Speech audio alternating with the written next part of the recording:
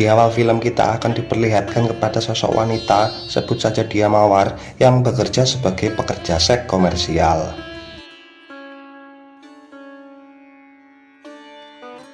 Kemudian datanglah pelanggan dengan menggunakan motor tuanya, menjemput Mawar untuk berhohe di suatu tempat.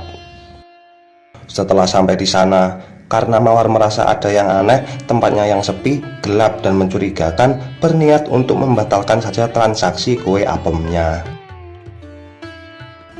Namun hal yang mengejutkan terjadi. Tiba-tiba pelanggan itu mencekik Mawar dengan brutalnya hingga membuatnya tewas.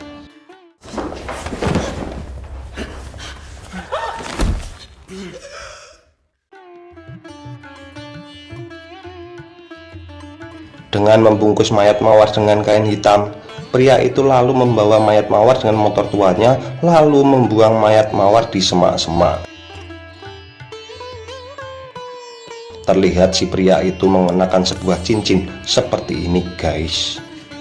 Lalu scene berpindah, diperlihatkan seorang wanita yang bernama Rahimi. Dia adalah seorang jurnalis yang sedang menyelidiki kasus pembunuhan terhadap pekerja seks jalanan di kota tersebut. Dia bersama temannya yang bernama Sarifi berencana untuk menguak kasus ini, karena dengan semakin banyaknya korban dan dalam tempo waktu 7 bulan, polisi tak mendapat sedikit pun petunjuk tentang pelaku dan masih bisa berkeliaran. Bahkan pelaku ini setelah melakukan aksinya selalu menelpon Sarifi, yang dimana adalah seorang reporter kejahatan, dengan mengatakan kejahatannya dan memberitahu di mana korbannya dibuang. Dengan kata lain, si pembunuh ingin perbuatannya segera diekspos media supaya menjadi teror untuk wanita-wanita malam yang masih mangkal di sana. Yang uedahnya, pria ini tak mau disebut pembunuh. Dia bilang yang dilakukannya ini adalah jihad melawan kejahatan. Rahimi diminta berhati-hati oleh Sarifi karena ini bukan kasus pembunuhan biasa. Apalagi ini juga tentang agama, yang dimana di negara ini, khususnya di kota suci ini, agama adalah hal yang sangat sensitif. Dan jika ditunggangi oleh orang-orang yang berkuasa dan kotor hatinya, agama akan menjadi senjata yang sangat dahsyat. Kok sangat familiar ya guys. Lalu scene berpindah ke seorang pria yang bernama Said yang bekerja sebagai kuli bangunan. Dengan istri yang cantik dan anak-anak yang lucu, namun wajah Said nampak lesu, gelisah, kusut, kayak orang yang rungkat setelah bermain judi slot. Tampak Said di tempat ibadah sedang menangis, entah apa yang ditangisinya. Kemudian Said dengan motor tuanya menyusuri jalanan kota dan melihat para PSK yang sedang mangkal. Dan yang mengejutkan, di jari manis Said terdapat sebuah cincin. Sebuah cincin yang sama dengan yang dipakai pembunuh di awal film tadi. Jadi fix ya, Said adalah pembunuh berantainya.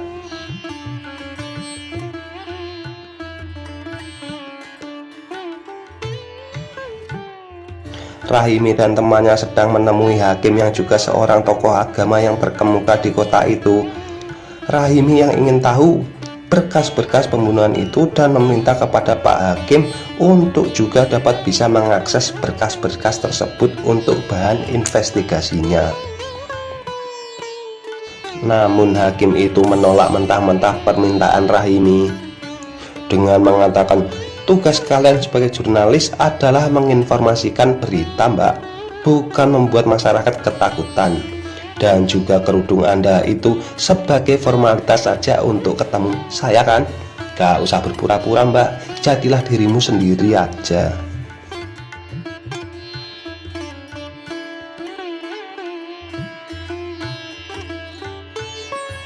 Lalu saya terlihat bersama temannya yang dipanggil Haji itu sedang mengobrol di sebuah mobil. Dan diketahui Said dan Haji adalah seorang veteran perang. Yang terlihat Said begitu lesu, cemas dan gelisah itu dikarenakan dia ingin sekali menjadi martir. Sebagai informasi kalian, martir adalah algojo di garda terdepan yang melakukan eksekusi. Sebagai contoh, teroris yang membawa bom bunuh diri itu disebut martir ya guys. Yang dimana saat kejadian perang, teman-teman Syahid banyak yang mati dan dianggapnya mati syahid. Namun Syahid malah pulang tanpa sedikit pun luka di tubuhnya. Haji yang tak berkomentar apa-apa pun mengusulkan temannya itu untuk piknik dengan keluarganya saja, agar tak banyak beban di pikirannya.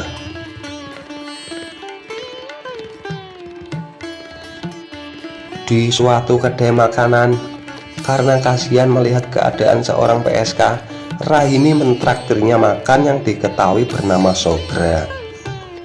Saat Sogra ditanya tentang pekerjaannya, obat-obatan terlarang di sana, dan tentang teror pembunuh berantai itu, membuat Sogra ketakutan dan meninggalkan Rahimi.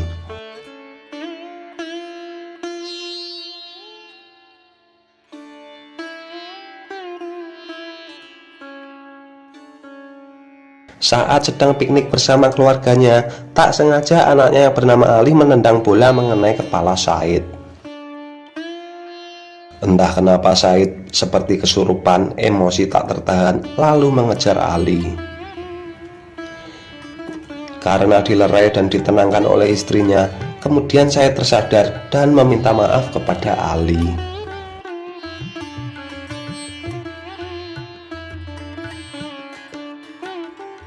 Setelah itu, Syahid yang sudah berjanji pada istri untuk mengunjungi rumah orang tua istrinya, tiba-tiba bilang bahwa sedang ada urusan mendadak dan tak dapat ikut menginap di rumah orang tuanya. Istrinya yang kecewa dengan Syahid lalu meninggalkan Syahid sendirian.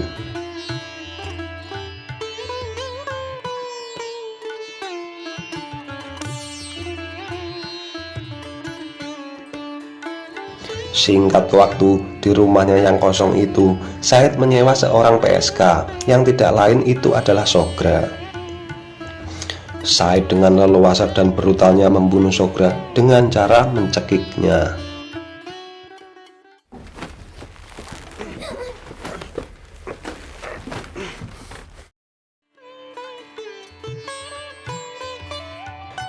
Hal mengejutkan terjadi saat selesai membunuh, tiba-tiba istri Syahid pulang ke rumah karena ada barang yang tertinggal.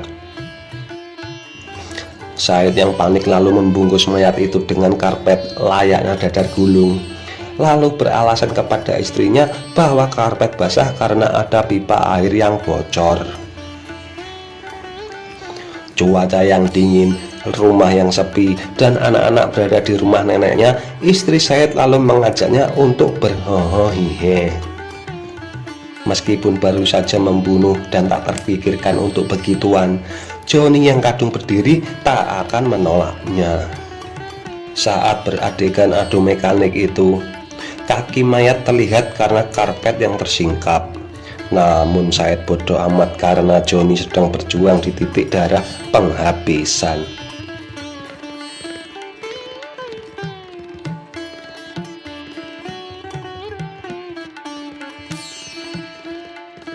Keesokan harinya, Rahimi sedang melihat korban pembunuhan yang ditemukan, yang tak lain itu adalah Sogra. Seperti orang lain yang ingin melihat mayat itu, tampak Syahid juga seperti tanpa ada dosa sedang melihat mayat yang ditemukan tersebut. Rahimi mendatangi rumah orang tua Sogra untuk bisa mendapat petunjuk pelaku pembunuhan. Namun ibu Sogra malah pesimis bahwa pelaku ini bisa tertangkap. Di negara itu, mana mungkin orang yang dalam tanda kutip sedang membersihkan pendosa jalanan dapat dihukum. Namun ibu Sogra memberi petunjuk bahwa ada seorang tetangganya yang bekerja sebagai tukang sapu sempat melihat pelaku dengan menggunakan motor tua menjemput dan membawa Sogra sebelum kejadian.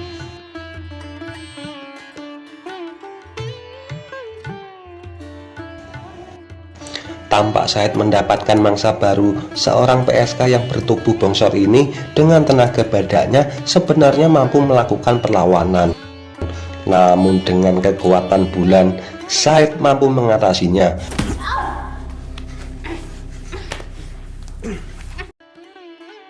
Dalam keadaan sakaratul maut itu, dengan mengerikannya wanita itu tertawa creepy lur. Tapi langsung saja sama Said digil.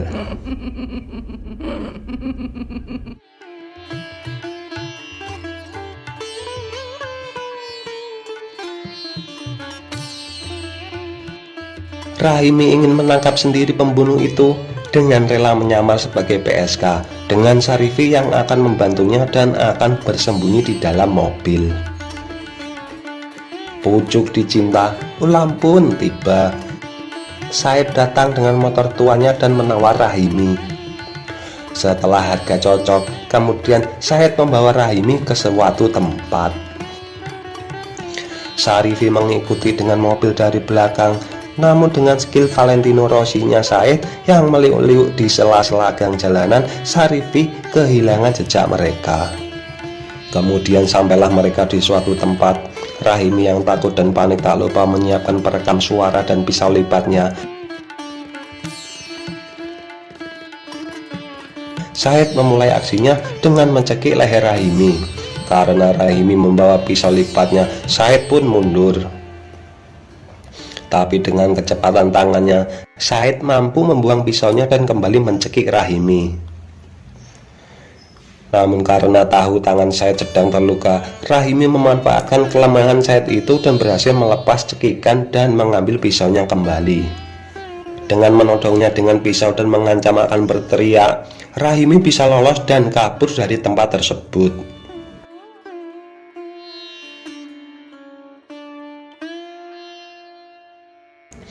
Said yang ketakutan karena aksinya gagal, dengan mengerikannya malah tertawa ala-ala psikopat gitu lur. Keesokan harinya sesuai dugaan, Said dijemput polisi karena Rahimi telah melaporkannya. Ali yang menanyakan kepada ibunya kenapa ayahnya ditangkap polisi. Ibunya mengatakan bahwa ayahnya akan segera bebas karena yang dilakukan Said itu benar, bahwa ada beberapa wanita rusak dan Said membereskannya, dan wanita-wanita itu pantas mendapatkan hukuman itu.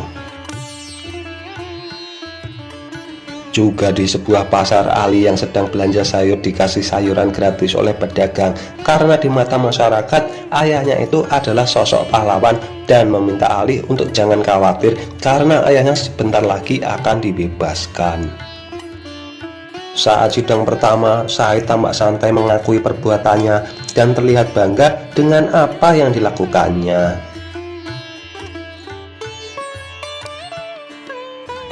Di malam harinya, teman veteran Said, yaitu Haji, sedang memberikan bantuan kepada anak istri Said untuk kebutuhan hidup selama Said ditahan, dan mengatakan kepada istri Said bahwa semua akan baik-baik saja.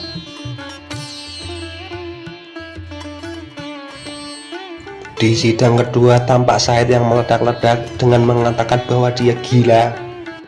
Dia tergila-gila pada seorang imam besar dengan ideologi radikalnya. Dan sidang pun ditunda. Lalu Rahimi mengatakan kepada Syarifi, sidang ditunda karena Rahimi mencurigai pemerintahan dan hakim sedang mencari celah untuk membebaskan Said. Saat break dan diizinkan bertemu dengan keluarganya, Said berbicara kepada Ali bahwa dirinya tak bersalah dan itu sudah kehendak Tuhan, dan tangan Said bersih dari dosa. Ali yang sangat mengidolai ayahnya menanyakan bagaimana ayahnya membunuh para korbannya. Lalu Said dengan gamblang menceritakan step by step adegan pembunuhan itu, dan tampak Ali semakin bangga pada ayahnya.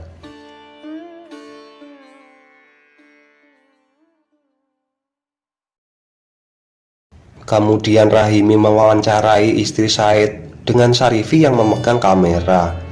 Istri Said kekeh mengatakan bahwa para wanita itu pantas mendapatkan hukuman dan suaminya yang dari keluarga martir hanya melakukan tugasnya. Dan setelah itu berganti Ali yang akan diwawancara. Terlihat di luar sana, masyarakat melakukan demo besar-besaran dan mendukung Said untuk bebas. Said yang diwawancarai Rahimi tidak menyesali perbuatannya sedikit pun dan mengatakan bahwa ada 16 orang PSK telah ia bunuh. Dan satu hal yang disesalinya adalah gagalnya yang ke-17. Kemudian sidang dilanjutkan dan yang mengejutkan, hakim memvonis Said bersalah dan akan mendapatkan hukuman 100 cambukan dan hukuman mati. Tak seperti kalian yang terkejut, Said malah tampak santai-santai saja. Karena setelah itu, saat Said berada di dalam selnya, Haji dengan santai masuk ke sel Said dengan bebasnya. Haji mengatakan besok di hari eksekusi, Said akan dijemput dengan mobil dan akan dibebaskan dengan bantuan orang pemerintahan. Said diminta Haji untuk tidak memberitahu kepada siapapun tentang rahasia itu, sekalipun dengan keluarganya.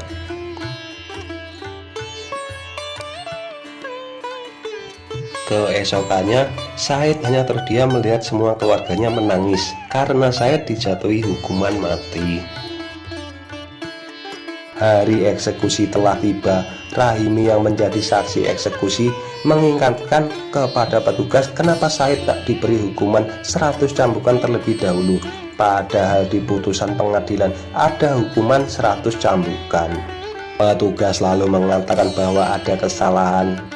Lalu di saat itu juga Said dibawa ke ruangan tertutup dan akan diberi 100 cambukan.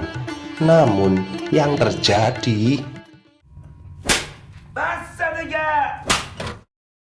Rahimi yang protes kepada hakim dan petugas karena tak dapat menyaksikan eksekusi 100 cambukan itu. Namun hakim mengatakan bahwa nanti juga bisa dilihat bekas cambukannya.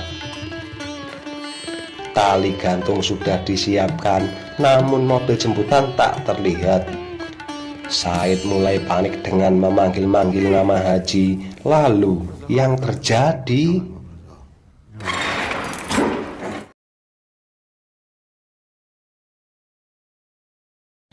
Said benar-benar dieksekusi mati. Saat di perjalanan pulang setelah menyelesaikan misinya mengungkap kasus ini, Rahimi kembali memutar video wawancaranya dengan Ali. Ali memperlihatkan dan mencontohkan cara ayahnya menghabisi nyawa korban-korbannya dengan detail dan sangat profesional. Apakah Ali sudah terkontaminasi dengan paham-paham radikal seperti ayahnya? Ya, siapa yang tahu? Karena film sudah tamat.